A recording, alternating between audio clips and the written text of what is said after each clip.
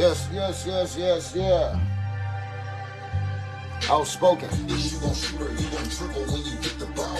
Hey, fuck a limit, I've been living like the ceiling gold. I'm having motion for the money, answer every call. I'm serving purpose, I've been working like I want it all. You gon' shoot her, you gon' when you, is you gon' shoot her, you gon' dribble when you get the ball. Hey, fuck a limit, I've been living like the ceiling gold. Hey, yeah.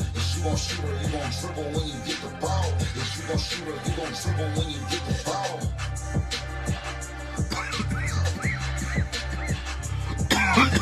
If you gon' shoot her, you gon' dribble when you get the ball. And fuck a limit, I've been living like the selling gone. New music on the way. New merch on the way. A lot of new shit on the way. For real. Wait on my guest, man. We got a super special guest today on the motherfucking OutSpokin livecast. My motherfucking dog, Kev Nash at 102.9. How did I just lose the light that quick, bro?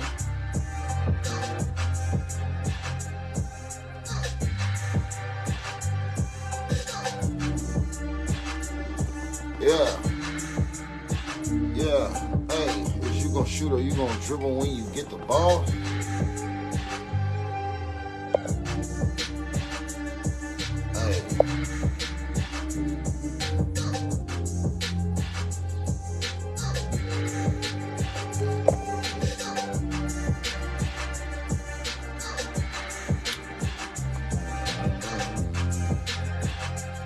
That's me on the beat, by the way. Yes, sir.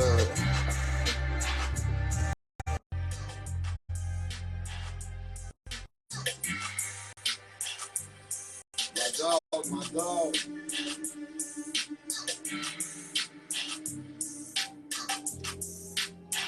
There you go.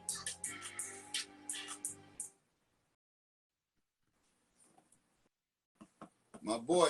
What's good, man? What's up with it? Man, fresh off of work, trying to get ready for this Hold on 1 second. Storm.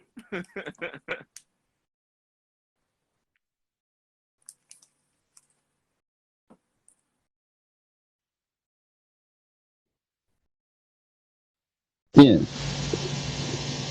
That's a nice setup back there, Brody. That's a nice. Man. You got the official right state. What's that? Just the banners from when they made Attorney from 18 and 22, yeah. And you just so happen to have those. Hey, man, I'm alum. They gotta hold me down. Okay. But that's a nice hold down. Yeah, for sure, man. They need to do more for your boy. I'm trying to get my hands on one of them black jerseys, man. 85 Grant be tripping. So what? When did black joints drop? They don't sell them at the bookstore. So Bob Grant, he been the AD for a minute. So me and him go back. Even so when I see him from time to time, I'm always like, yo, I need that black jersey. I need a black jersey. It's like, I can maybe get you a white one. I was like, no, I need that black. I need that black or that camo. The black or the camo. That's all I want. Exactly.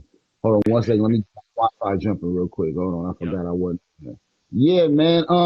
I know y'all probably recognize this voice, bro. Y'all.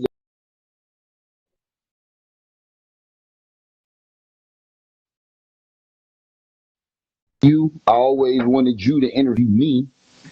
So we've done that several times now. So now it's cool that I actually get to interview motherfucking Kev Nash, man. What's going on, my guy? What's good? It's weird being on the other side. Normally, I'm the person asking people questions, getting into their personal life, seeing what they all about. But you know, it's cool. Right. For you, I can do it. My boy. So what's new, man? What's 2023 looking like for you so far? Man, 2023 been A1. You know what I'm saying? Just like everybody else out there, you know, the same old. When you jump into a new year, man, you coming in with new goals, and so far so good. You know what I'm saying? As far as trying to live a more healthy lifestyle, you know, those things with most people, and hand raise to the sky, they fade off by, you know, February or March. But Right. one of the biggest goals, not only for myself, but for me and the wife, is financial goals. You know what I'm saying? We're homeowners, but you know what? We want to be completely debt free. You know what I'm saying? Cars is paid off, student loans is paid off, so we're trying to pay off the crib, man. So that's like our main focus as a family. You know what I'm saying? Just, hey, man, what would be dope if we didn't have to pay mortgage every single month? Think about how much money that could save us. How many Hey, places we could go? How many trips we could take? How many different things we could be able to do with that extra money? Think about how much more we can bless others.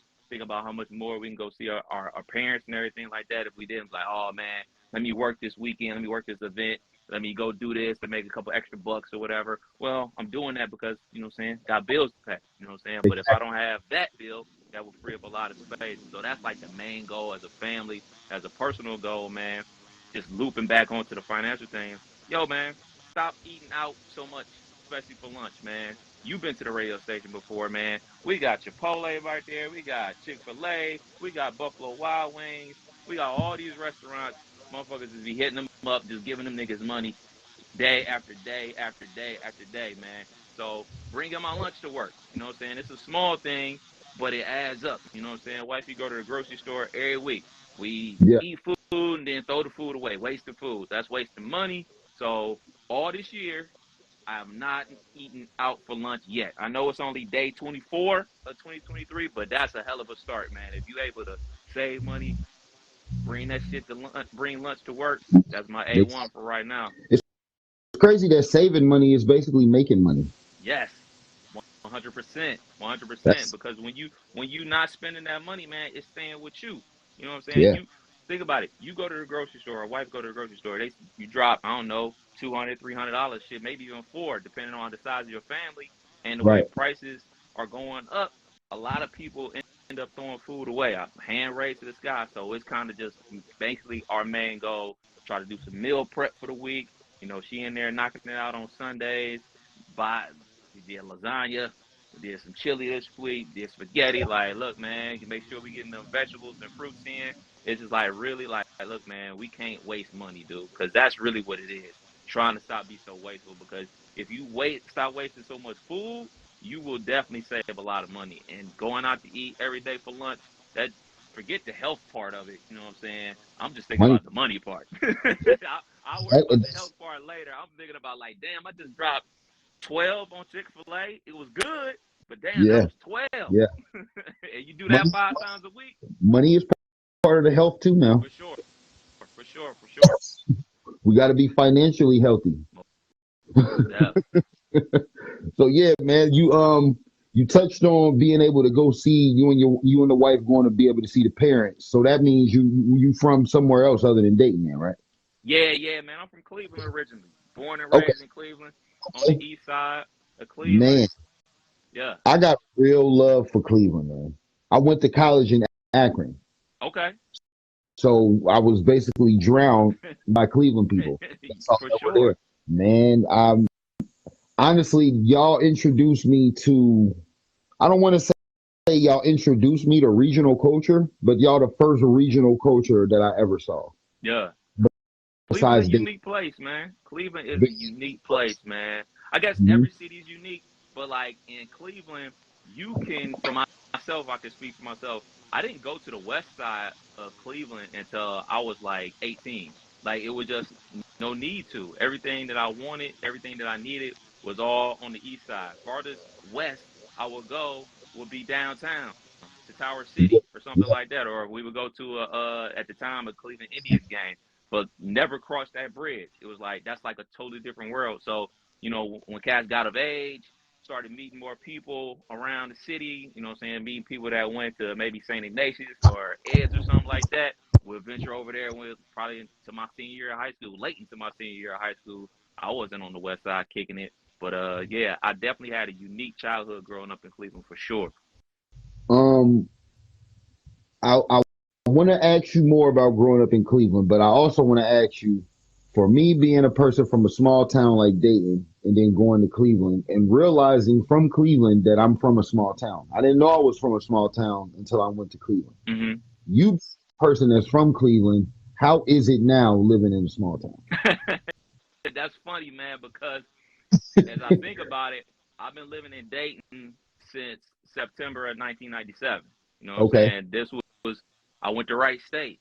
So Yeah. when my brother and cousin moved me in to the woods at Wright State, like in '97, this is where I've been. So I didn't spend half of my life, more than half of my life down here. So I consider Okay. myself, you know what I'm saying, a dual citizen, so to speak. Exactly. But Exactly. you know, for me, you know, when I visit back home to Cleveland, it still seems small.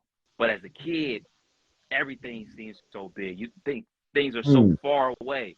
It's all the way over here. Cleveland is big, but when you're just a kid and you leave at 18, like if I was still there, if I like went to Cleveland State instead, I would have realized how big the city was because there's parts of Cleveland like, you know, Lorraine and Menor and places like that, like we just didn't go. You know what I'm saying? One, you know what I'm saying? We talking about Menor, really not welcome out there. You know what I'm Right. saying? So Mm. it was just a situation like that. So living in a, you know what I'm saying, small town or smaller city, it's cool for me because one of the main reasons I picked Wright State to go to college was because one, it was still in the state, got a player price, got a nice little scholarship action, and then Mm. two, it was far enough away from home that moms can't just pop up on me, but Exactly. close enough to home so I can make it home, but in case anything go wrong, and especially the holidays. Exactly.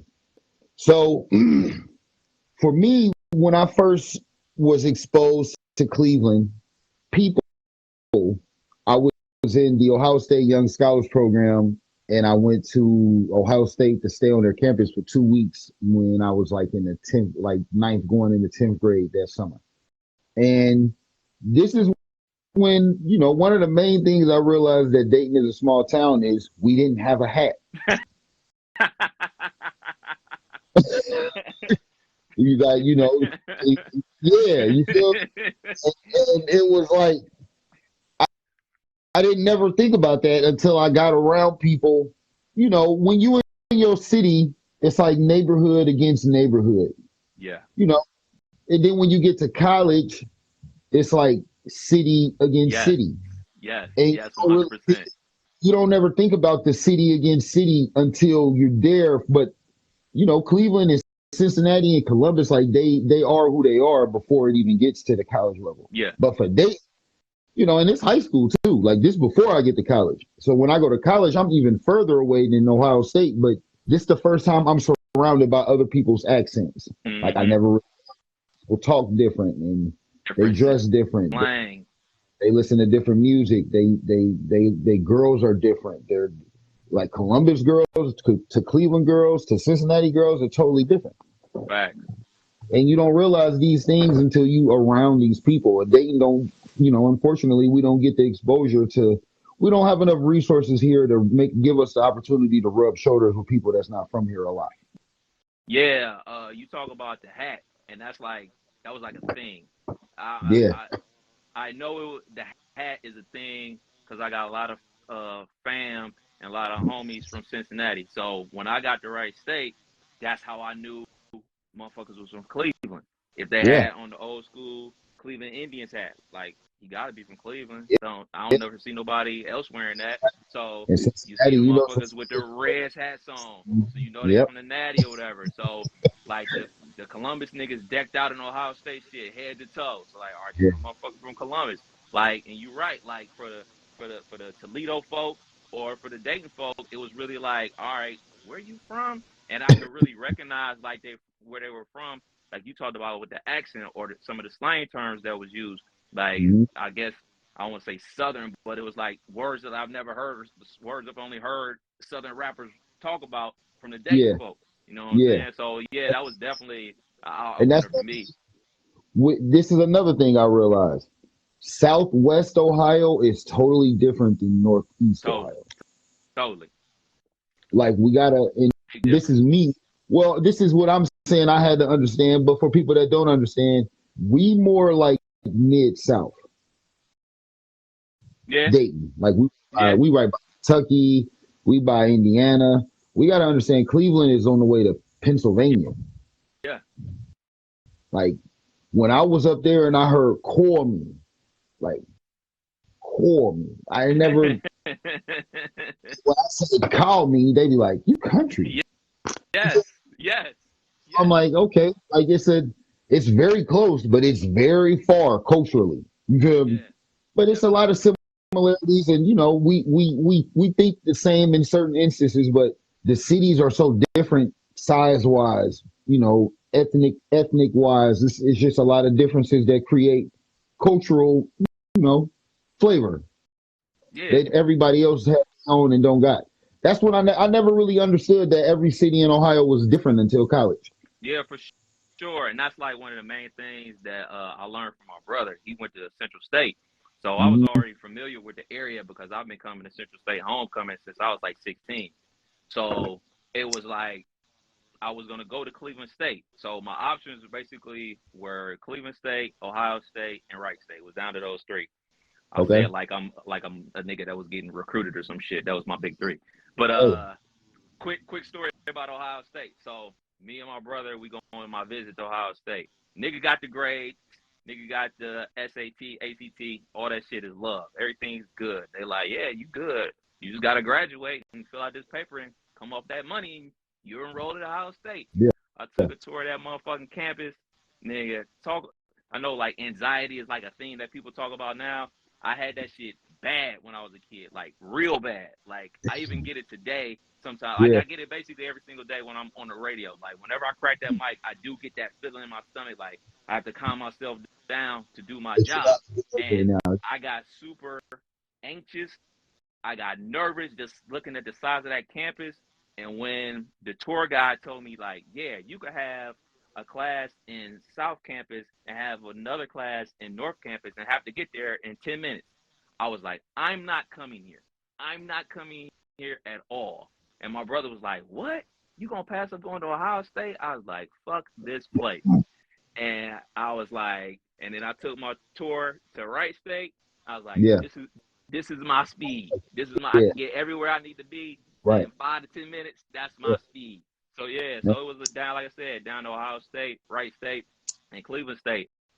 And my brother was like, you can't go to Cleveland State. If you go to Cleveland State, one, you could basically you're gonna stay at mommy house. You're Yeah. gonna stay around. You're gonna hang around our cousins and our peoples that we always grew up with, which is fine. But you're not gonna expand your horizon. You're not gonna meet new people. Like motherfuckers that go to Cleveland State is from Cleveland, and you're not gonna venture out. You're not gonna spread your wings. So you got to go somewhere else. I Right. wasn't gonna go to Kent or Akron because basically half of my high school graduating class was going there. I was like, look, I done been around you motherfuckers since I was 7 years old. I'm sick of looking at y'all Yeah. niggas. I love y'all, but I'm sick of y'all. Right. Hmm. The only other school that really had a shot that I was gonna go to was UC. And when I went to my visit down at UC, I was like, shit look just like Cleveland. Like if I I could just go to Cleveland State for that. So ended up at Wright State. That's crazy. Like it's like we like with y'all being from what y'all from and us being from where we from. It's like we was looking for the opposite thing. Like Mm-hmm. I wanted to get like because I was cool with D Tall. Did you know D Tall I'm that was familiar. with I'm familiar. I'm familiar. he was Yeah. the right state too. So he went to Akron before he went to Wright State. That's the only reason why I knew about Akron and Cleveland culture, and he was telling me about it. So once I went, did my college FAFSA and all that shit, I'm put in for Central State and Akron. I got accepted to both, but I'm like, I don't want to go to Central. It's, like you said, it's here. Yeah. I want to go somewhere else. So man, when I get there, and everybody, what high school did you graduate from? Cleveland Heights High, home of the Tigers, baby. Class of Now this is the '97, class of '97, D1 state champs. Always got to put that I, out there for my boy. talk that shit now. Talk that shit. Now this is the thing I love about Cleveland. You could be from so many places. Most deaf. You could be from Cleveland Heights, Maple, Shaker, Bedford, East Cleveland, fucking. I'm sure like there's more, but I'm talking about Oh these yeah, are all black. Like these ain't like these are all black schools. yeah, You feel me? Glenville, yep. Shaw, uh, like I just know this how many Cleveland motherfuckers I know that I've just heard I people see say this. John Hay, all that Yeah, shit. like I ain't never again. Collinwood. Yeah. Yeah, I've never seen like, bro. We had like four high schools, I'm dead So, serious. quick story about high school. So, crazy thing about my high school is my mom, both my aunts, both my uncles, my brother, my sister, all went to the same high school. And then I came. And then two of my younger cousins came. So it's the same high school that we all went to. Now those obviously changed over the years. When my mom and my aunt, they were there at the same time. They were two of the five black students at the school when they enrolled. You know what I'm saying? Okay. They lived literally around the corner from the high school on Marlindale. The school is on Cedar and Lee. They lived on Marlindale growing up. So by the time my brother, uncle, and sister all were there at the same time, overlapping or whatever, it grew to 50% black at the Mm, school. So by the time I show up in that bitch, it's like 60, 70%. So, yeah. we have taken over, so to speak. The cool thing about my high school was it was in a Jewish neighborhood. So people that live in Cleveland Heights know that it's a strong Jewish community in Cleveland Heights. Okay. And Orthodox Jewish people, they have their synagogue up there, everything like that. They wear the yarmulke, the whole nine. So the very cool thing about my high school is we had a Muslim population as well. So Mm, all these melting pots of different cultures, different religions, the school, at least at the time when I was there, they made it a strong point. Hey, we gonna respect everybody's religion up in this motherfucker. mm, Like y'all not about to shit on this religion, or this religion. Y'all not about to like stuff that you see like in old school movies like Fast Times at Richmond High with people knocking off kufis or people's hats. That shit did not fly at our high school at all. Like motherfuckers really respected other people's religion. Now, of course, it was always some bullshit going on, just like between the niggas or whatever. But like that shit was not to be tolerated at all. Our principal did not play that shit. Like they were super cool, but that was something that we learned about. Like they made it an emphasis, like, hey, y'all getting out for Christmas break, but y'all about to learn about these other cultures. You about to mm. learn about the Jewish heritage. You about to learn about the Muslim heritage. So you're not stupid and naive about the whole situation. So that's the main thing I appreciated about my high school. That's dope. So, when did you get the notion that you were interested in doing what you do for a living now? When I was about to flunk out of Wright State. For real? Factual. So like I said, I had the Scally to Wright State. So my brother, he went to Central State, business major, graduated. Mm, Uh, my brother, we'll talk about him later, but you know what I'm saying? Me and him had like different paths to get to where we are.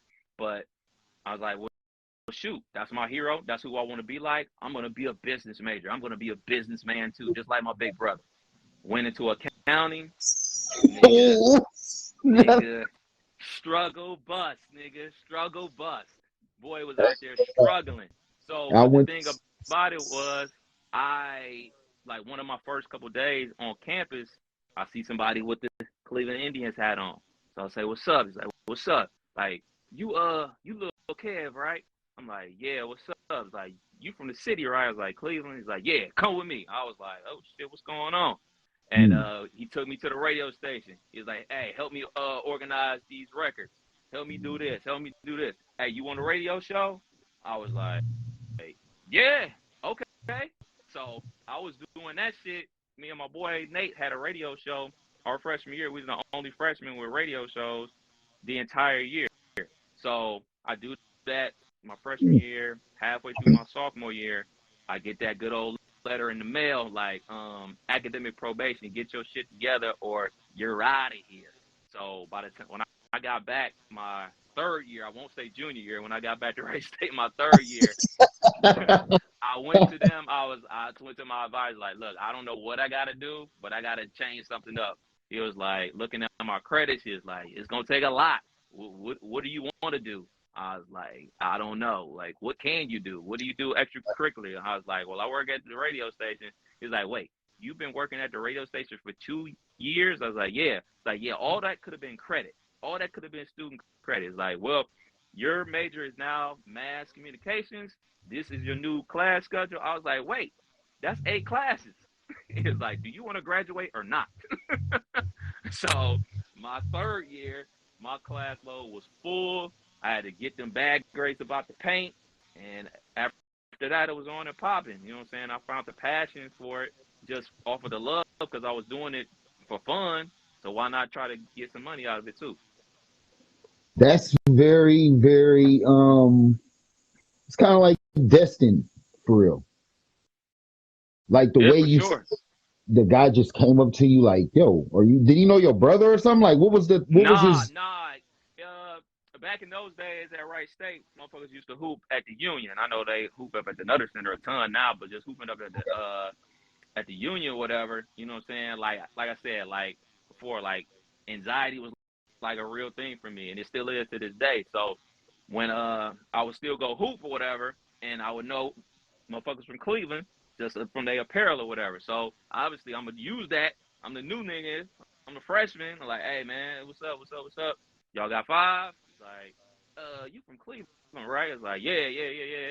Yeah, you can run with us.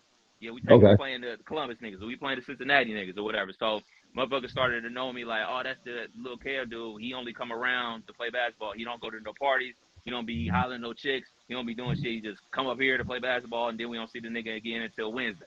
So it's like that Okay. type of thing. So I guess that's how my name started to ring out, like the quiet nigga that don't speak to nobody, and then a couple months later, it's like that's the loud talking nigga on the radio. So Hey Kev, I want to say this, bro. I'm sitting here and I'm thinking in my mind, I'm not gonna say the year you said again, but just think about the year and you were in college yeah, and what it is right yeah, now, it's it's impossible that you look like this. bless. You would've Hey, bro, you never would have like. I'm thinking in my mind like he just said he was in Do the college. math. Do the math. Do the math. Bro, hey, I gotta give you, yeah. Hey, look, You got some Usher Raymond in your blood or something, bro. man, listen, man. This is pure luck. You know what I mean? This is pure luck. You know what I'm saying? A Shots lot of guys got good luck and they don't look like you, bro. shots And shots out to shots out to Penny and Larry. You know what I mean? Shouts out to the yeah, parents. You know what I uh, mean? Shouts out to bro, Penny and Larry. This is their work. that was I'm adding it up like, Yeah, the boy damn. got some numbers on the board. Got some numbers on the board. Yeah, yeah, that's a you make it look pretty damn good, bro. I gotta give you that. That was because I swear, man, I knew you was older than me, but I never would have thought you were in college at Yeah, that time. I get that a ton, man. And you know what I'm saying? And I think maybe before I would like kind of shy away from it, but it is what it is. You know what I'm saying? Like it's a Yeah, blessing. It's a blessing. yeah, You know what I'm saying? Because I got partners that didn't make it this far. You know what I mean? I got partners that they time span ended way before it was supposed to. You know what I'm saying? I've been to funerals that I had no business going to. I had a right. very good friend, Raina Taylor. She played volleyball at North Carolina. I want to say North Carolina Greensboro. She passed away at the age of 19 from a brain Mm, tumor. mm, So, like, just thinking about stuff like that, not even like motherfuckers dealing with no street shit. It's just like, hey, man, a super athletic young lady, beautiful soul. Her life was cut short because of something that everybody has a experience with cancer. So, to keep doing this, keep on living life, I'm blessed, man. You know what I'm saying? I just like a year ago, I just lost my uncle. He was in his early 60s. You know what I'm saying? So for me, like this whole year, I want to say years, but COVID really has taught me like, hey man, this whole thing is a blessing, man. There's no shame in the, you know what I'm saying? There's some salt and pepper in there, but I'm still wavy and I still got a hairline. You know what I'm saying? So hey, I'm counting the blessings part instead of hey, dealing on the negative shit. You know what I'm saying? And ain't no negatives in being over 40, dog. I'm living it and I'm loving it. you beat a lot of us, bro. Facts, man. I'm here. I lost my hairline a long time ago, but I blame it. I used to be a Cowboys fan, so that's what I have to do with it. So you said used to be, so you ain't go through it through the emotions on Sunday. Then you just watched it and just turned it off. The best thing about it now is I get to watch it like the soap opera that it really is. Facts. You get to say, see, this is the thing about Dallas Cowboys fans that they're not that. I'm not. I know they're not dumb. You feel me? So When regular people that aren't Cowboys fans watch a Cowboys game, all we're thinking is, how they gonna fuck it up this time? And I know they thinking the same thing, but they really want to be hopeful that they win. Yeah. But how do you win if you already thinking, how could you fuck it up this time? I mean, the best play of the game was when they put Zeke at center, nigga. I was weak. I was like, nigga, this shit ain't gonna work, nigga. This shit is some backyard high school bullshit, dog. Zeke got blown up, pass got complete, nigga got rocked, ball game. I'm like, I tell people, you remember when Tony Romo dropped that extra point? yeah, yeah. That was his birthday. Oh, was that So yeah, the day you quit him? nah, I kept going. Because you got to think, man. I became a fan by default when I was a kid and we didn't have cable, and I saw him win 2 Super Bowls in a row. Yeah, y'all beat my team for one of them. Y'all beat the Steelers for one of them. Yeah, and that was the third one. You feel me? Mm-hmm. But you know, the first two, like I said, I think I'm like 5 or 6 years old. Like I got tricked. Like it was I got as a lifelong member, trying to be a lifelong member just for these little few. It ain't about to keep being like this. These little 4 years you about to get, it's not about to be like this no more. So they win the 2. They lose to San Francisco. Yep. San Francisco beats the Chargers. Yep. Then they beat San Francisco. They beat Green Bay. Now they play the Steelers and they win. Yep. And we almost never won a playoff game ever since. Man, I talked to my nephew. So my nephew is 7. He'll be 8 in May. So yeah. He loves everything, man. He loves football. He loves basketball. He boxes. Little dude. Don't tell me he loves Dallas. No, he likes the Browns. So I'm like, you doomed either way. So this Christmas, he's doomed either way. He's a delusional Browns fan, like his mom, like his aunt. You know, hey man, it is what it is, bro. So we playing Madden. Now, mind you, I have retired from video games for at least 8, 9 years. I haven't played video games since PlayStation 3 had the last version of college football. Like, that was the last time I played sticks. So that's got to be at least 7, 8 years ago. So I don't play, but I play when I'm with him. So he's like, okay, let's play Madden. Okay, let's play Madden. I'm like, dude, like I don't play. Like, man, let's keep playing Uno. Let's play some cards. Let's do this. Like, he's like, no, I can beat you. I'm gonna beat you. I'm like, all right, man. So we in there playing, and the juices start coming back to the boy. So, like, I end up winning by a lot. Yeah. Obviously, because he's 7, but like he has a complete meltdown, bruh. And I had to tell him.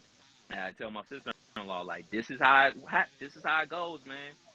Kids get addicted to these video games, and they hook you on sports. And once they got them hooks in you, they got you forever. They got you forever, and they got our emotions. Like, your weekend is determined about how your team does.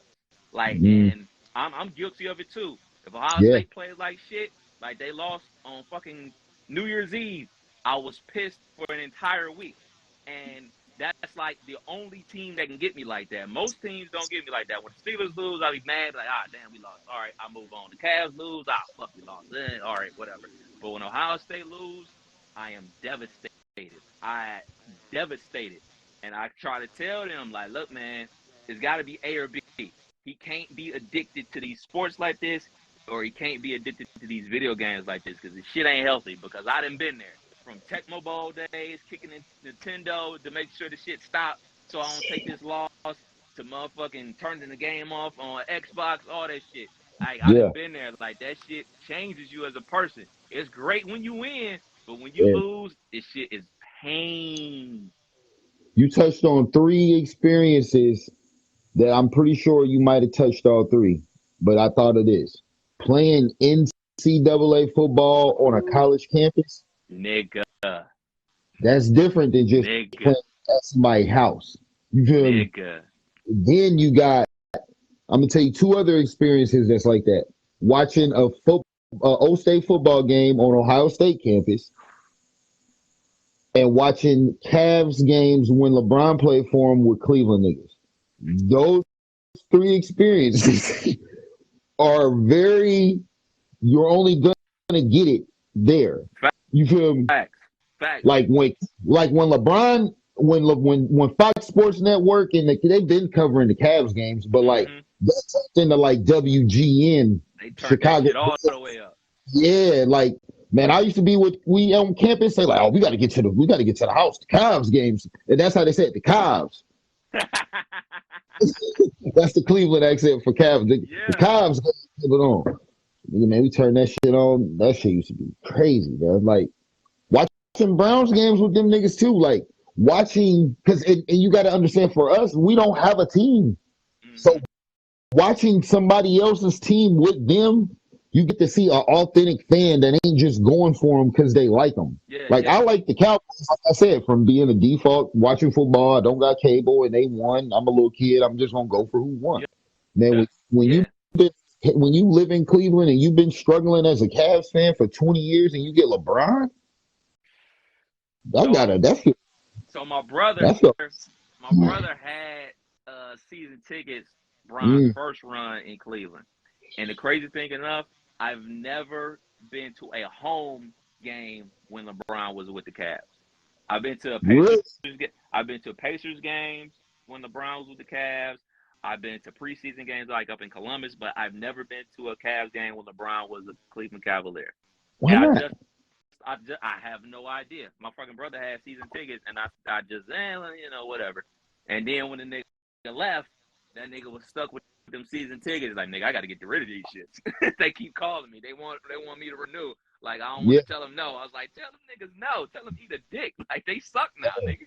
And man. so he's like, my brother. I will say this. My brother was the first person to say, hey man, what if he come back? They not gonna let me buy him again. I was like, Mm, one, he ain't coming back. Two, they'll let you buy him again. Little did I know, the nigga did come back, and my brother ultimately did buy season tickets okay. Well, at least he got the bomb again because again. if you'd have been wrong about him coming back and being able to get him again. When I got to Akron, the coolest thing I saw was they was wearing LeBrons like Jordans, Yeah, and I didn't really understand that at first. Like Jordans was the only shoes that were really super basketball shoes that people would wear with jeans yeah, and fits and shit like that. Man, they had the Rockaware varsity jackets with the LeBrons. I was like, damn, that's sweet as fuck. Like, so here's a funny story. Everybody that went to college knows what a refund check is. factual. Live off those. hopefully, hopefully you know what those are. Let's just say that. I mean, on the back end with the loan problem, maybe you don't hope that you know what that is. Holla But at hey, if you, Biden. Holla at Biden. He might give you some yeah, forgiveness. yeah, I heard. Hey, I put in for that. I ain't really, I don't know if I heard nothing back from them yet. But so one thing about a refund check is you don't know what it is until you get one.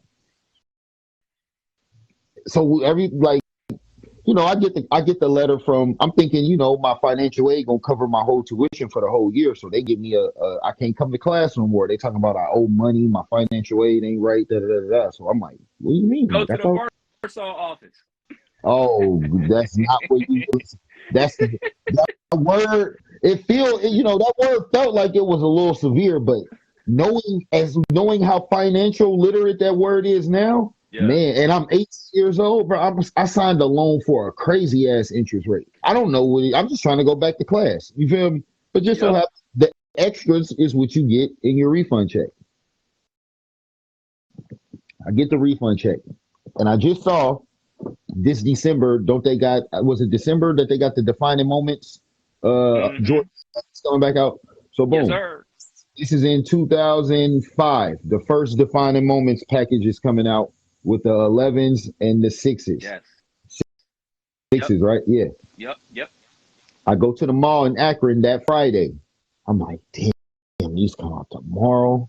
I never, to this day, I've never had a pair of 11s on my feet. I never even tried a pair on. Almost every other pair of Jordans, I had them. Never had those. So I'm looking like, damn, I want them motherfuckers. I ain't got no money.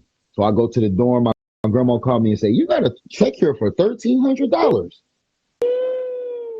I say, is it real? You sure? Yeah, like Got what? my name on it? Right. Because I could use that a lot of ways right now. Man, I go get the check. We come to Dayton at 6 in the morning. Get the check, take it to the corner store. They cash it. Don't even charge me to cash it. So I'm like, I'm going to get the Jordans. You feel me? Go to the Devereaux. When Devereaux was still Devereaux. Try to get them. They sold out. I'm sorry. They gone. So I'm like, fuck it. I'm going to get the LeBrons. So I get the LeBrons. I think it was the LeBron threes. Mm-hmm. It was the threes. Get the LeBrons. Put them on. Get some new clothes. Put the new clothes on. Go back to Akron and go to jail in the LeBrons the same night. Oh. So one thing I didn't know, my dad told me this eventually, because my dad was in jail when I was in college. When you go to jail in a pair of shoes, you're supposed to throw them bitches in the trash can. Why is that? And bad luck. Went to Did you jail throw with them them bitches. away? No, I went to jail with them on again in 2 weeks.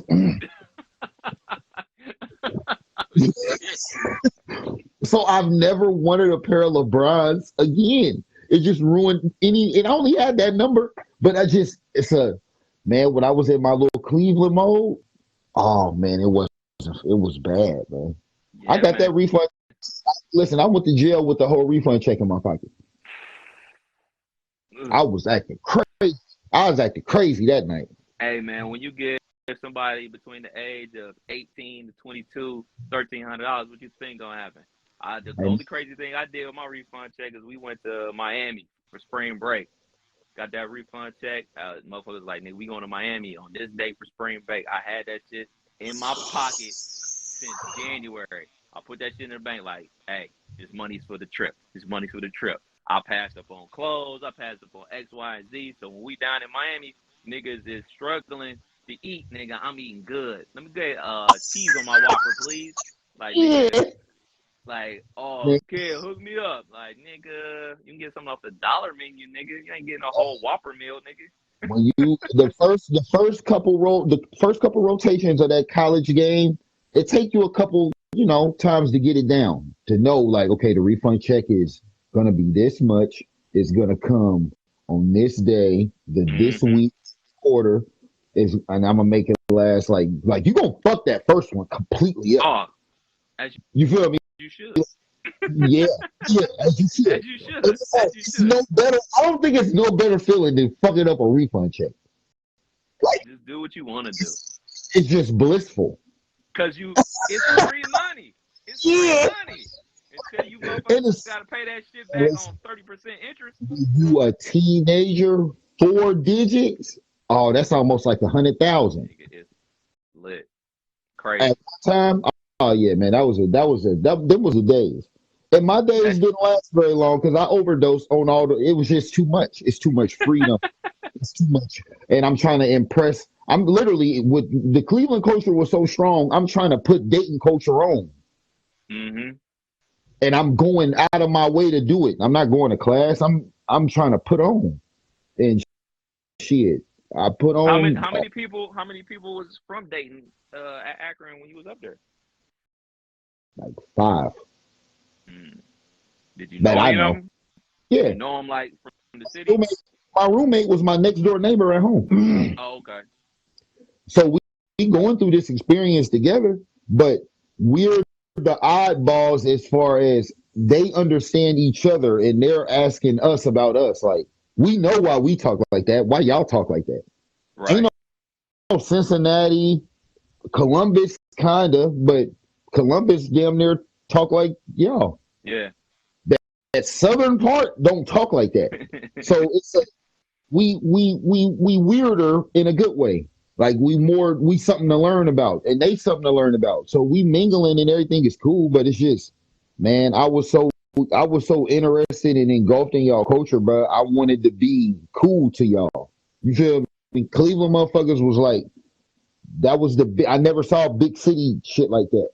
How they got the flags on the old schools and they swinging their boards, and man, I'm like, I'm fucked up off that shit. To this day, I still like, part of me musically just it's programmed in my mind. They listen to DSR and Tum Tum and Chameleonaire. I'm like, bro, they listen to Chopped Screwed every day. Every day. This 2005 when I Didn't Came Down came out.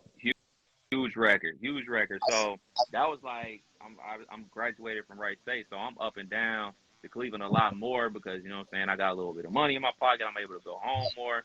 So by that time, the flats ain't what the flats was. Like when I was a kid, when my brother and uncle, you know what I'm saying, my brother and uncle are like 2 years apart, so they going out all the time. So I'm six Yeah. years younger than my brother. So when they going out, the flats is crazy. The flats is the shit. They go on the Vales, they go on the top of the flats, they go into all these places that like when I'm like 12 years old, I'm like, oh, wait till it's my turn, wait till it's my turn. By the time it was my turn, these places were no longer the shit. Like they were just shit. It was just a Yeah. place where you can go down there and get your ass whipped or get robbed or some shit like that. We talking about the motor. Yeah. Was it called Chaos? I'm not familiar with Chaos. I don't know if it's called. I just Uh know there was two clubs they used to talk about all the time: the Motor and something else. damn. I I can't don't know. remember, but I remember something happened up there where a high schooler got killed in the club. I Am know I what right? so yes, yes, Yeah, yes. like that's the type of shit was going. Like, bruh, Yeah. Cleveland It people. got real bad. It got real bad. Yeah, And that now they revitalized the flats in downtown. That's just crazy dope now, man. Like they got multiple comedy clubs down there, multiple regular clubs, restaurants. Like it's really dope. that's Last time I was down there was about. for a high school class reunion, and they laid that shit out. So it was dope down there now for sure. Hey, the flats, man, the flats. Yes, like Yeah, that would be the shit. Like once niggas was old enough, you know what I'm saying, to go downtown and really kick it, like just go kick it in the flats. Maybe not old enough to get into the club or not have enough money to get in the club, just get fresh, go kick it down there on the flat. my nigga used to be like, man, I'm going down. So I'm about to go swing doors in the flats. Like, bro, that shit used to be like, you're about to go do what? Like, it's something to do. It's so dope because it's something to do that's not something to do. Yeah. To where I'm from, like, damn, they gotta like they don't want the here we want the bang, the loud music in the trunk. They don't Mm-hmm. want it in the trunk. They want it in their doors. Yeah. Yeah, Like it's really that shit. really Houston inspired, and I think that's like one of the dopest things about not just being from Cleveland, but like the Midwest. Like we're not attached to anything. You know what I'm saying? Like West, almost you every can city is like a city. yeah, you can pick and choose about what you want. You want an old school like you from Cali. You want to have bang like the niggas down there in Texas. You want to, you know what I'm saying, listen to Wu Tang, nigga. You can do that because you're not beholden to one coast or one region. Like it's the Midwest. You can do whatever the fuck you want. That's one of the things I realized when I was up in that area. Like, man, Cleveland like Houston and Dayton is like Atlanta. I could see that. I could see that. Like the tempos and cadences that we like compared to the tempos and cadences that like chopped and screw, bro. That shit didn't catch on like that in Dayton. But then I would My realize Mike Jones would be rapping about Cleveland. hmm my Like dude he's Mike Wilson, the first dude to hit me to chopped and screw at Wright State. He's like, y'all ain't hip to DJ Screw? I was like, who the fuck is DJ Screw, nigga? And he from Cincinnati. Is like, nigga, y'all gotta get hip. I was like, nigga, this shit gives me a motherfucking headache. And it's like, hold on. And niggas is drinking lean, listening to this too? yeah, Like, oh yeah, you gonna be high as fuck. yeah. I remember motherfucking Mike Jones used to be rapping about Randall Mall, Richmond Mall, Beechwood Mall. Nigga, Like, nigga. like what is the do they still got them malls? So Beachwood is still open. So in my neighborhood where I grew up, I could ride my bike to Euclid Square Mall, which was solid. Yeah. Uh, I could ride my bike to Richmond Mall, was Damn, whack. bro. You said ride your bike. Yeah, yeah. Like Nick, like so. All right, rewind. I'll rewind. So growing up in Cleveland, I grew up on the east side of Cleveland, Okay. and like I said, my brother's 6 years older than me. So the neighborhood that I grew up in, my cousins actually lived around the corner from us, and then like all the niggas that I grew up with, we family now. But the biggest difference is my dad lived in Cleveland Heights, so I would liken it to where we stayed was like kind of like where Dunbar is. It's like that type. exactly. And let me say, that's East Cleveland. Where Cleveland Heights is, that's like Huber Heights. Yes, exactly, 100%. So Yeah, I went to school in Cleveland Heights. So as a kid, I didn't Cleveland Heights recognize. is nice, Yeah. man. So I didn't realize like, all right, this is different until I got to middle school. And at middle school is where everything begins to change because that's when it comes about girls. That's when it comes about fashion. That's between, hey, nigga, you can't dress like this no more. You got to Mhm. step your game up X, Y, and Z. So, like I said, my brother being 6 years older than me, like I could only imagine what he was going through because me as a kid, only thing I care about is playing football, playing basketball, going to school. That's it. That's what it is. So I had a very unique childhood because I was able to see kind of like best of both worlds and you know what I'm saying, two sides of the coin. Like, all right, man, we ain't fucked up, Right. but we ain't good. So Yeah. my mom's was in nursing school basically all my middle school years, man, maybe Right. halfway through my middle school years. And then when she got her nursing job, that's when we moved to Cleveland Heights ourselves, and things got obviously better. But by that time, my brother was headed to Central State, so he didn't get to reap the benefits that I did. You know what I mean? So I'm definitely the lucky and blessed child because like the hardships that my brother had to go through, my mom's and brother made sure I didn't have to go through none of that shit. Right. Man, this is we've been on the same topic for a long time just because I really like talking about Cleveland. Like I don't that's a big part of my understanding. And the crazy thing is, man, I got kicked out of college before the snow melted. Mm.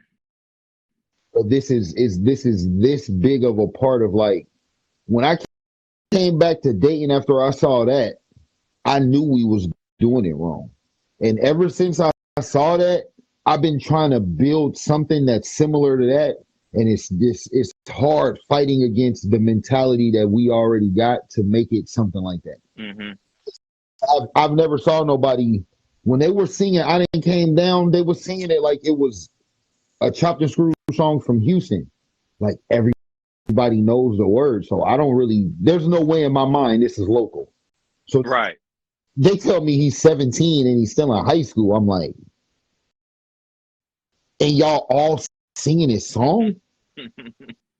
Like I was a high school rapper that I was pretty much the hottest high school rapper, and grown-ups don't sing your song. Right. They don't sing you. You only exist in high school. Right. But somehow it's an industry enough where DJs is playing this shit in clubs and parties and damn, that don't really happen like that where we come from. Right. So to see all of that shit happen and LeBron fucking with him and man, that shit brainwashed me to really believe you could really do it. Yeah, they But definitely had a run. Him, Chip, they definitely had a run for sure. You know, I they secretly definitely had a battled. run. They had a my guy Eddie Bauer. He used to be up there at Z up in Cleveland. He actually worked at the station for a hot second. Then Yeah, went to the Wiz in Cincinnati. Now he up in Toledo working. But you know, he was big into that movement. You know what I'm saying? So yeah, it definitely helps. It definitely helps. and it was a. Oh no, man! It just was a. Sometimes when you see an example of success, it gives you hope that you might not be able to get from an unsuccessful place. You know what I'm Yeah. saying? Like seeing the way Columbus is, and seeing the way Cleveland is, and seeing the way Cincinnati is. I always in the beginning I used to wonder why can't we be like that, and I totally understand why we can't be like that because we're not financially as important as them. You know I, what I mean? Like I can dig that. the sports revenue, the college revenue, like the trickle down is only as good as the trickle up. Yeah. You know what I mean? Like when Mm-hmm. you really think about it, why have we never had? I don't give a fuck if it's rap music or not. Why have they never had? Have you ever saw a concert at Welcome Stadium? No. Why doesn't that happen? I don't know, man. That's one of the biggest mysteries to me. Like, I mean, I'm not. You feel me? Yeah. I'm not saying like genre, like complaining from a certain ex. Anybody. I'm just Anybody. wondering why do Dayton pass on money? Maybe you can answer this question for me. From my perspective, I believe that Dayton is a very segregated city. You know what I'm saying? Yeah. You're not allowed to, like go past this part of town or that part of town. That's where they stay. This is where you stay. It's Yeah. real like that. And even like when I got here, way back in 1997, motherfuckers like, oh, where you from? From Harrison Township. I'm like, where is that? It's like, it's over here. It's like, oh, Dayton. Like, no, Harrison Township. Or then somebody say, Troutwood. It's like, well, it's like one of those things. I mean, there ain't no problem with having pride from what part of the city you're from Yeah. and what you rap or whatever. But I think that shit trickles down because even in myself, like when I'm working or in the station vehicle or whatever, when I'm taking that drive up Far Hills and I'm going through Oakwood, I know I could potentially be into some shit. You know what I'm saying? And Yeah. it's still like that. But if I get far enough down Far Hills where they're turning to Main Street, I could fucking drive on the other side of the road. I know ain't shit gonna fucking happen. So Exactly. it's just weird to me like that. Yeah. Um. Just those type of things didn't hit me until I saw other cities. Mm-hmm. Because East Cleveland is very big. Yeah, yeah. Like That's where my mom and my brother was at before I was born. They lived there, and you go through that bitch now. That shit like a motherfucking war zone. And like I just see, like I actually saw the house that I was born in. That shit is dilapidated like a motherfucker. And I just think to myself, like, damn, how can a city allow this to happen? Like, and my right. mom, she used to work in the emergency room in East Cleveland. So some of the shit that she's told me, some of the things she's shown me, like, for example, me and my boys was out on a late night. This is like, I'm like 16, 17 at the most. And one Yeah. thing my mom did not play about, my mom let me do a ton of shit. My mom, she cool as hell. But one thing my mom did not play about was curfew. Hey, nigga, the curfew's the curfew. There's zero wiggle room. My mom will buy me anything underneath the sun. I call my mom right now, like, hey, mom, I want these Jordans. Can you buy them for me? Okay. And cash out me the money. My mom loves me and my brother to death. We grown as hell. We got our own money. She will do anything for us.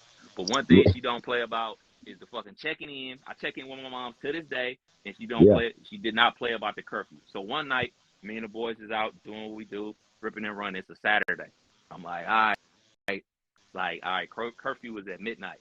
It's 11:30. I'm like, all right, nigga, we on Wade Park. Motherfuckers from Cleveland know Wade Park, it goes down. But being that age, you know what we after. So, like, nigga, all right, nigga, we gotta go, nigga. And I'm driving, and I'm like, all right, my nigga's taking all day. It's 12 o'clock. I'm like, all right, nigga, I really gotta go, nigga, because moms will be calling or paging me to check in to make sure I'm home. I ain't getting Right. my black ass home till 2:30 in the morning. And I'm like, I'm 16, 17 years old. Mom's not home. I'm like, I checked the caller ID. She called like once or twice. I'm like, oh, I'll just say I was asleep. I take a shower, get in the bed. Mom's bust open my bedroom door. Like, nigga, where the fuck you been? I popped up like the Undertaker, nigga. Like, oh shit. I was like, where you been at? It's like, I've been in the basement waiting for your monkey ass to get home. She got me up Ooh. out the bed. She took me down to the motherfucking morgue. Showed me motherfucking niggas with bullets in their dome. Showed me motherfucking autopsies, the whole nine. Like, you want to end up like one of these motherfuckers? Keep bringing your ass in the house. Keep staying out super late because you already know what's going to happen. That's going to happen. It don't matter if you're a good kid. It don't matter if you're not into that. It don't fucking matter. It don't matter. Motherfucker, if you at the wrong place, at the wrong time, with the wrong people, shit is gonna happen. My mom did And not but play that shit at and all. this is Cleveland we talking about. Yeah, yeah, Like first 48, yes, one of the regular first 48. And yes. So and one thing, my mom was definitely a veteran of scare tactics. this is two things about how big, like Cleveland is the population of the black communities in Cleveland is so big that even without expanding your horizons and getting and living past those communities, there's a lot of resources that you can have just by being in one side of Cleveland for a long time. Mm-hmm. But it's really crazy how, but it's a lot of abandoned houses. Like one thing about Cleveland that I see when I do watch First 48 is all the bodies being abandoned houses. There's so many abandoned houses in East Cleveland. It's all of East Cleveland. It's all of East Cleveland. The house I was conceived and born in on Coit Road. You can Google the shit. I will send you the address of that motherfucker. Like that shit is leaning, bruh. Like leaning. Like how can y'all even have these shit still standing? Like, all right, just knock them shits down because you know what's going on in there. So just knock them down because it You think? ain't nothing good gonna happen from that shit, man. It's fucked up to be perfectly honest. Do you think that they kind of letting it fully rot out to where people don't want to live there, so they can gentrify the entire area? Man, I don't know because the areas that they did clean up in Cleveland, like so in Cleveland, just like here, hospitals rule the day. So Cleveland Clinic, they bought up a whole bunch of land and they expanded the hospital, parking lots, and all that shit. Like all that shit is nice. So in Cleveland Heights, where my mom stays now, the old mall Severance, like is owned by the city now, but the hospital wants to buy it, so they keep bidding and bidding more. So the city is gonna keep up asking up the price. So I don't see the hospital buying land in East Cleveland. Like East Cleveland is just a fucking war zone. The only time I go to East Cleveland, I go to East Cleveland twice. I go to pick up some Angela Via's pizza, or I'm getting on 271. That's the only times I'm in EC because, or I gotta go through EC to get to my cousin's house. But like I don't like it's just like one of those things. Like man, those days are done for me. You know what I'm saying? Like I'm in a place where, you know, I just can't get down like that. You couldn't pay me to do that shit. You couldn't. Like it's just too dangerous. And I ain't ashamed to say it. Like that shit just ain't for me. Like do Yeah, you get the nervous gangs, going through that motherfucker? Hell yeah, nigga. Like in the daytime. In the the daytime, you gangs, better fucking be the nervous. the gangs took over East Cleveland for sure, For sure, 100%. and they didn't. And the bad part about it is the police department. I was actually when I was home for a holiday, I was hanging out with my pops, and he was like, "Man, you hear about that shit in East Cleveland?" I was like, "Nah." He showed me the news article. Like they were down to 5 police officers because they had to suspend 6 of them. I was like, "Wait, they only had 11 total for the whole fucking city?" He's Damn, like, "Yes." Like nobody wants to work there. I'm like, "What is this shit like the old Detroit and RoboCop nigga?" It's like, might as well be. Like, might as well be. It's fucked up down there. So they put a they had so Cleveland Heights and East Cleveland are border cities. hmm. So I don't know if they put a they put a police hub on the border of Cleveland Heights and East Cleveland near my pop's house because you know the crime and all the bullshit is coming up closer and closer to Cleveland Heights, and them motherfucking folks is not on that because all the folks that live like in that area, all them grown ass people, they kids is my age. You know what I'm saying? This is they forever home. Like these homes are paid for. Like y'all not about to fuck up my house. Like this is the house I'm gonna die in. Like y'all not about to yep, fuck this up. So the citizens of Cleveland Heights is definitely fighting back. That's why they built up that police station. yeah, that's crazy. I don't know. I don't think I ever knew that those was bordering cities. Yeah, yeah. The Shaw is our big rival for sure. Damn. So wow, man, like that's crazy. I mean, I know about a lot of just the very, the downgrading differences in Cleveland, but it's just I don't know.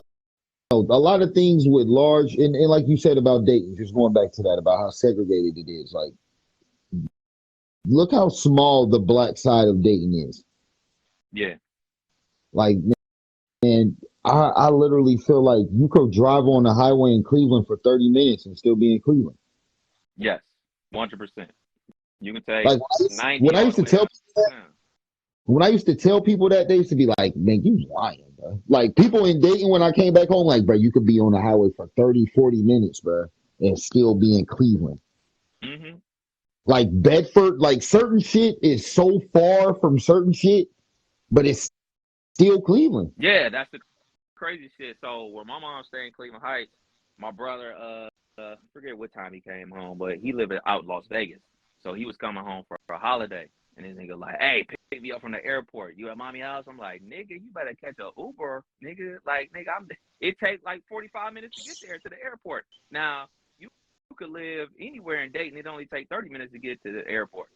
Like you could live anywhere. You could live in Beaver Creek. You could live in Xenia. That shit only gonna take 30 minutes. Like, Yeah. because the shit, especially Cleveland Heights, is so landlocked. Like, you have to get to the highway. That's gonna take you like 20 minutes, regardless, because there's so many lights. Especially when my mom stay, you got to go to Mayfield, you got to go to Richmond, then you got to go to Cedar, then you get on the highway. Like all that Right. shit to get on the highway, then you got to loop all the way around 271 to get on 480. Then you jump on 90, then you get to the airport. Then you got to loop all the way back around, do 90.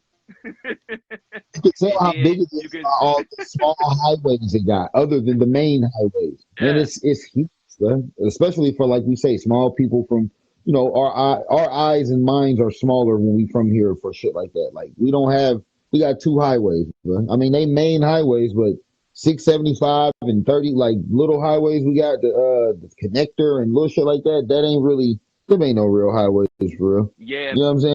man, you wanna talk like a big city. So I was down in Houston. I had a opportunity to interview for a job in Houston. So I'm down there for the weekend or whatever. And my host is showing me around town or whatever.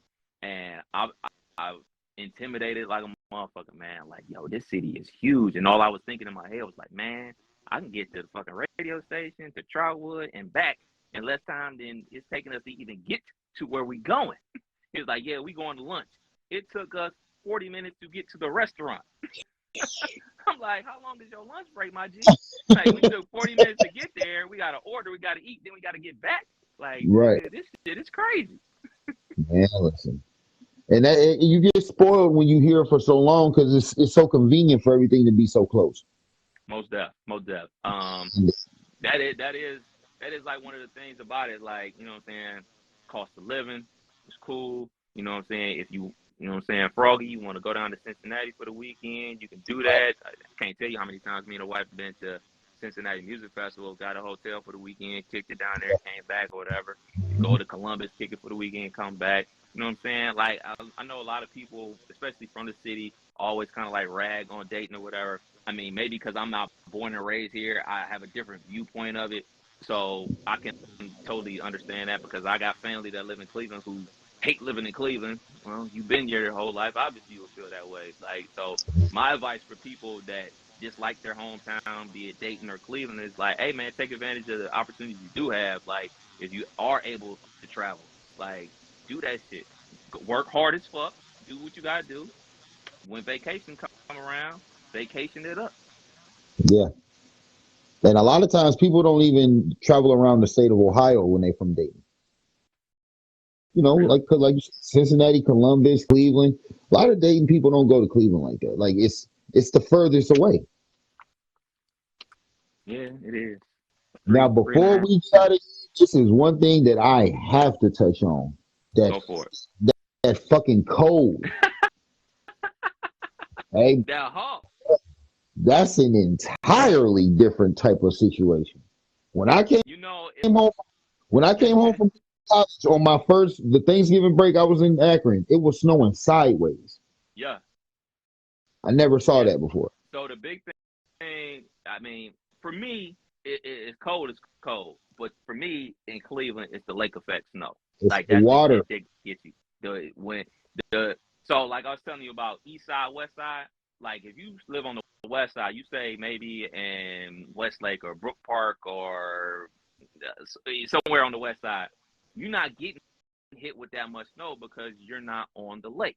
Motherfuckers on the east side is right there on the lake. So motherfuckers that stay on like on Lakeshore or stay in Euclid, Cleveland Heights, Beechwood, you getting slammed with the snow. You getting slammed with the snow.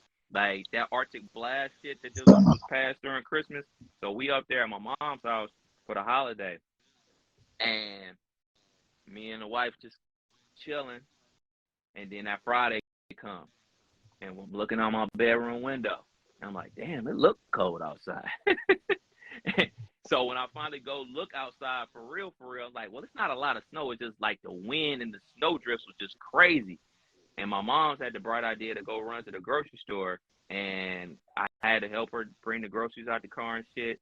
I'm like, nigga, we not leaving the house today. That's it. Like, I'm not leaving this bitch again till tomorrow. Exactly. Exactly. That's a man. It's a like you said. It's that. Now let me ask you this: do you think that other races of people let East Cleveland be black because of that they get all Man, that's a good ass question. I have no idea, man, because because Dayton history, as far as like the west side of Dayton, like Lakeview, Lakeside, the part where the hill goes up. hmm Before black people lived there, white people moved there because the flood affected people more that lived down the hill. okay, So like if I feel like if something like that happened, knowing that they gonna get all the snow from being by the water, they probably let black people have that. probably, maybe, I don't know, because when my mom tells me stories about when her and my aunt and my grandmother and grandfather lived on Huff, like that's on the east side, and that's much closer to the lake than even East Cleveland is. Yeah, Before they moved to Cleveland Heights or whatever, that was used to be an all white neighborhood. Just like most cities, man. It starts right, out with one, two family, three family, four family. You know, your grandfather or great grandfather serving in the military. They get they money. They buy a house for the fam in this white neighborhood. Then another one, and then they start. You know, white flight. They start to exit and head stage right, left. That's how cities like Cleveland Heights grew and developed, and then motherfuckers started, you know, working at whatever, at General Motors or whatever plant. So they getting money twice over. They getting their military money and they getting the money from their job. So, oh shit, we about to upgrade. We're gonna move here now. So the same shit just keep happening over and over again. The motherfuckers see us come and they get out of Dodge. right. Because, bro, it's the houses in East Cleveland are huge. Huge, huge, huge. Same in Shaker too. Like it's some Yeah, $1 million homes in Shaker. That's just beautiful. You know what I'm saying? And the same thing is in Dayton.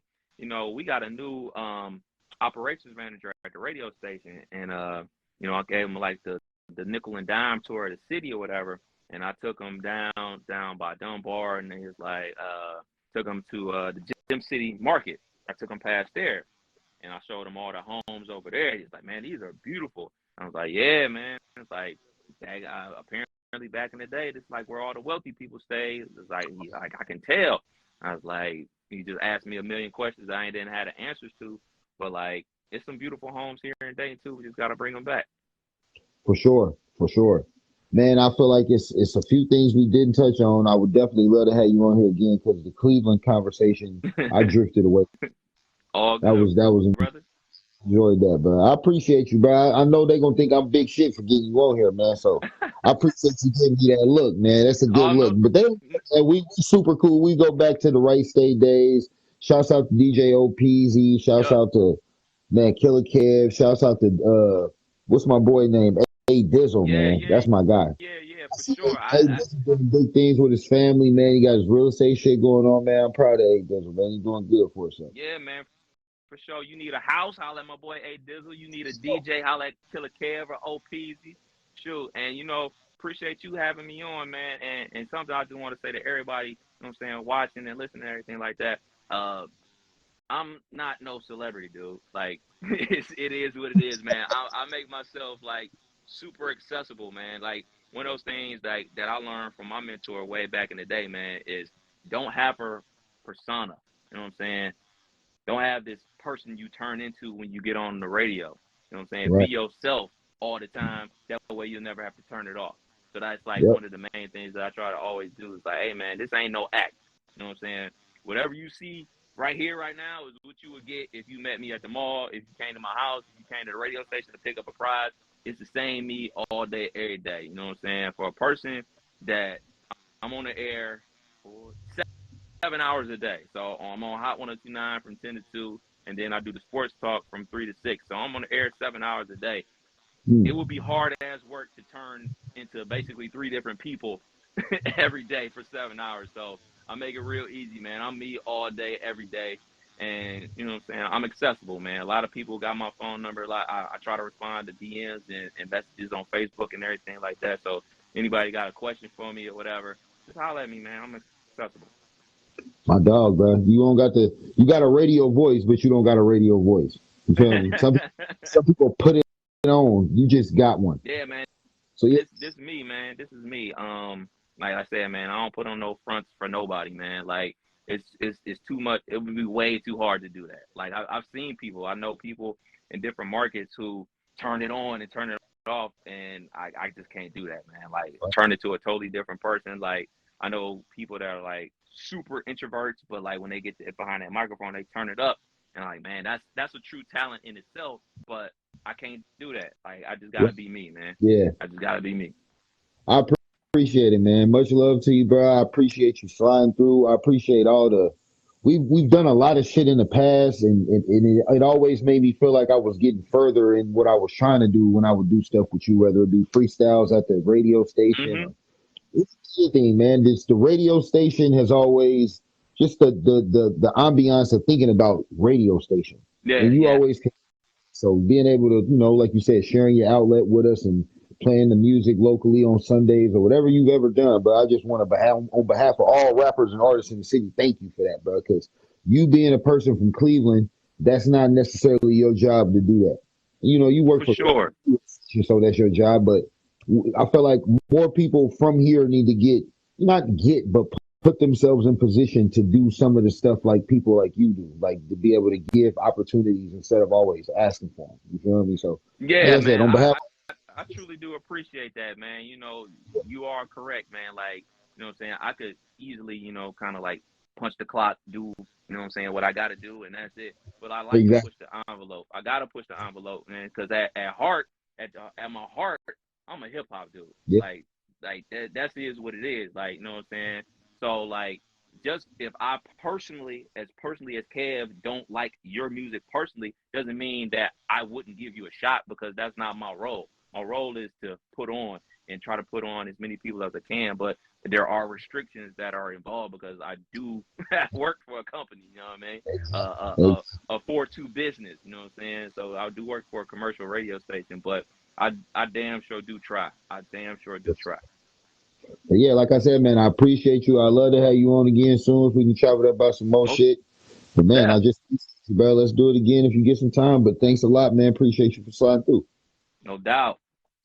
My dog, bro. Once again, it's another episode of the Outspoken Livecast. My dog, Kev Nash. Y'all probably gonna hear him on the radio tomorrow. Like you said, what is that, 10 o'clock to 2 o'clock? Yes, sir. I'm gonna be there because I brought the Hummer home so I can get there in the blizzard, and then you can listen to Man, me on Wing AM talking to all the sports talk with my homie Justin Kenner. Show, I'm the co-host of that. So, like I said before, man, I'm on the air talking for 7 hours a day, 5 days a week, and then I got a podcast with my brother DJ Killer Kev and Hey Dizzle. We got that podcast. You Can't Make This Up podcast. You can find it wherever you stream your podcast. I've been, man, me and Killer. We've been at this for a minute, man. We like at 330 episodes, so rock with your boy. for sure. I'm walking in y'all footsteps trying to turn into a dinosaur myself. Bro. So Keep doing it, bro. I got you, bro. Much love, my boy. We're gonna chop it up again soon. Peace. We out of here, y'all.